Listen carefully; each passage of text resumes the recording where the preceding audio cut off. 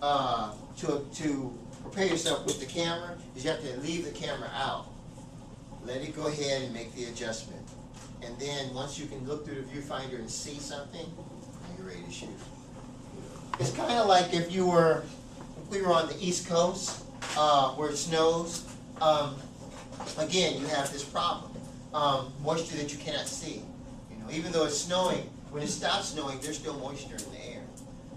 We can't see it, but the lens of the camera picks it up, and you start to see that little puddle of water in the lens of the camera.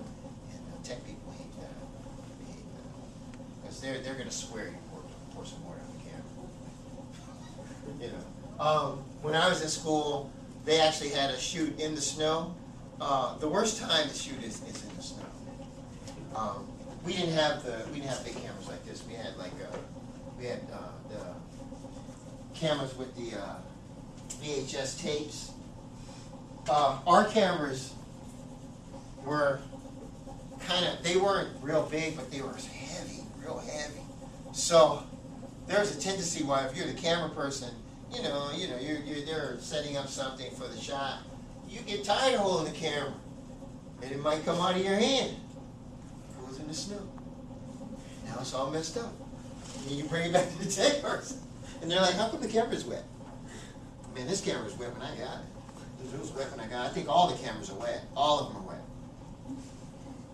I don't think so. Yeah. Oh yeah. We talk about that all the time. Man, those cameras are all wet. Man, they're coming out of the wall. So they know that you're damaging the camera. There's no way you can get around it. But your professor tells you, or they insist that you go out and shoot something, knowing that if you're shooting like a squirrel in chase, you're chasing a squirrel, you're going to fall. The camera's going to go out of your hand. You just know. And this happened to me a couple of times. I know that too. I actually did that a couple of times. I didn't break the cameras, but I dropped a couple. I lost one in the snow. I never found it. I lost it. It's just gone. I don't know where it is. I got lucky and I didn't have to pay for it, but that was good. Anyway, the shooting schedule has to require that you make arrangements on how your shots are going to be laid out. There's just a good rule of thumb with video making and film making that professionals, what they do is they shoot out of what they call shooting out of sequence. They don't shoot like the beginning, the middle, and the end. They don't do that. They shoot the hardest scene, or they shoot the scene that actually is going to that they feel is going to give them that's going to be so complex and take so much time to shoot. They shoot that first. If they have to, or if there's a scene where it requires that. In you guys' case, it requires some outside people to actually participate, then that's the scene we're going to shoot first. If we have some other students, we have to have other students to make this crowd scene work, then the crowd scene has to go first. Even though some people in the crew may be protesting that, I don't know, the crowd scene, that's almost at the end. Yeah, but this is a whole class that's helping us. We need to shoot this right now. And if we don't get to the other scenes that actually catch up to the crowd scene, then we'll just have to create a whole different scenario. But we need to shoot that one now. The second part of the three-phase process is production. Of course, production would be nothing without lighting and sound, lighting and setting the microphones. You're going to find here that what takes the longest to do is lighting. For some reason, lighting, anybody who's ever shot any video, they know that for a fact. Setting up lights take a long time. It just takes a long time. You think that you could set the lights and it'll be accommodating for the shoot, but for some reason, when you turn the camera on, it just doesn't seem to work out. The way you thought, it just doesn't seem to work out. Or the way you arrange the talent. Because you have it lit, this person is lit, this one's not lit. It just becomes a hassle, and it's the reason why cinematographers are lighting experts. It's the reason why they actually are like, when they go to like the set and they go to a location, nothing starts until they get there. because the lighting guy has to set the ball in motion. The lighting guy comes and they're like, yeah, okay, and they have the little light meter and they're checking everything, to make sure. A light meter, I think they have some here.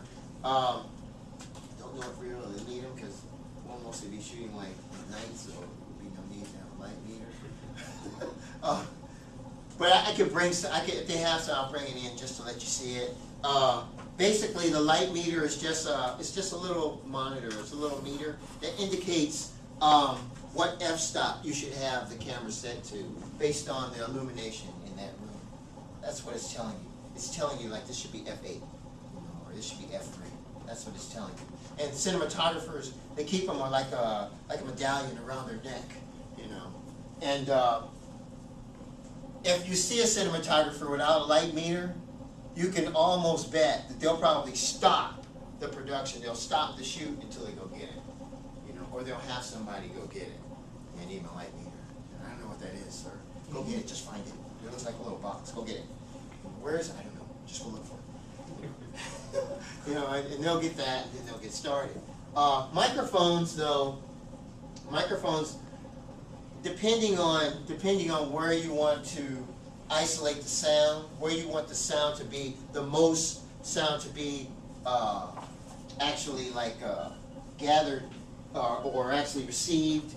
So if you have like a boom mic here, then that'll get all of that sound, but you need a particular mic to actually do it.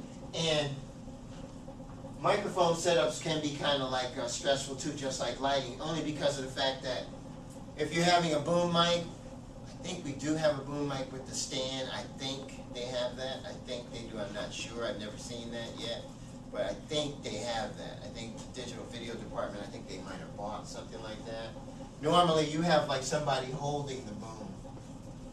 And that can become self-explanatory. If they're holding the boom, they're holding this rod, right? Eventually their arms are going to get tired. When their arms get tired, the boom might hit somebody in the head almost every time. It happens every time. Or the boom mic, the mic is on the ground. It's down here, And then you have to stop what you're shooting. Hey, why is the mic on the floor? I don't know. I'm tired, man. We need to let somebody else hold the mic.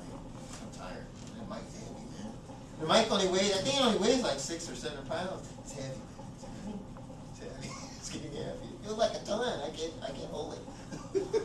And so that's another consideration you have to take. In consideration. You need to rehearse shots. What makes a video production that much more pleasing to the eye is when you rehearse it. I know in the acting and movement class, normally what we do is we actually go and deal straight with the improv, no rehearsals. But the objective there is not to make a scripted movie that's actually supposed to be acted out a certain way. So it could be ad lib. It could be like on the cuff, as they say. It could be spontaneous. But if you're doing something that's scripted, you need to rehearse it first.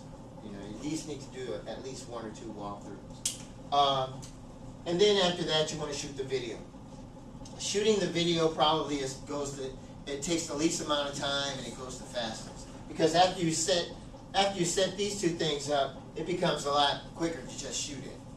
Shooting actually doesn't take that long. Finally, you want to, if you have a crew that actually can separate and you actually have some people who can be dedicated to creating like graphics or animations that are actually going to accompany the video later on in post-production, then you'll have somebody do that. When you get to post-production, though, unfortunately in this class, we only go to these 2 phases.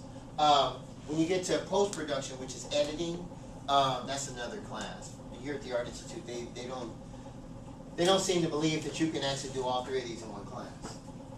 They want to separate these 2.